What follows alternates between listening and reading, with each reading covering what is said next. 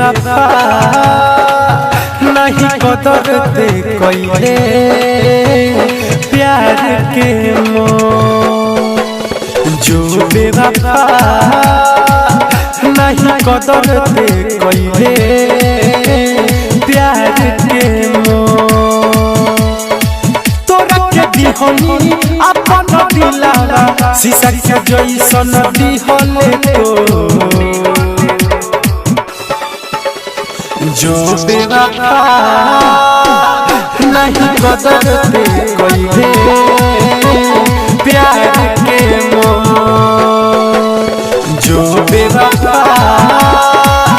नहीं कदरते कइले प्यार के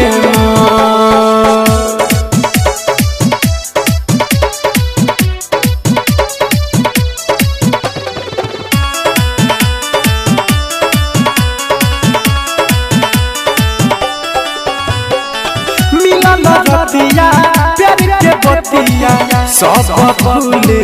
गइले रे भइले नया पाना सोचल सपना माटी में मिलइले रे देहि दिहले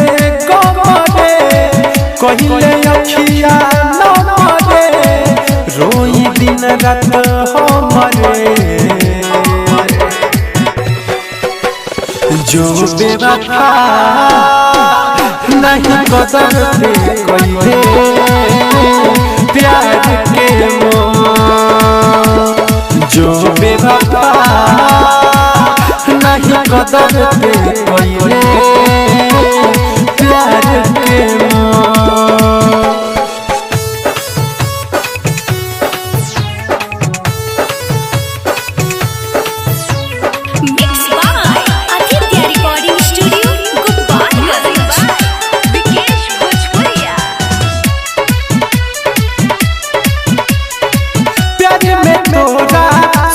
दर दर के ठोकर खाइले